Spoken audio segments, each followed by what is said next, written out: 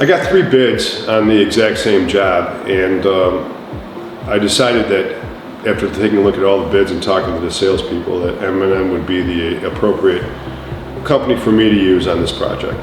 I just wanted what was the best company for me for this project, and they understood that, and they did not pressure me to make a decision too early than for which I was wanting to. Well, you can put a warranty on anything, and if it's not quality work, it's a warranty on something that's not quality. What seemed to me, as I looked at some of M&M's previous work specifically to the project that I was doing, is that they did quality work, and if the work is quality, then pretty much you can rest assured that the warranty is a quality warranty also.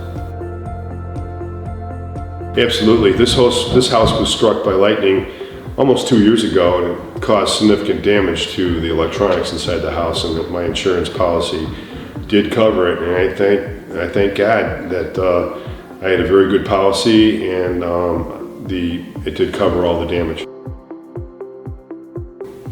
I think that where I'm at with the process, I've been very happily surprised about the logistics to getting to the day of where we're at now today.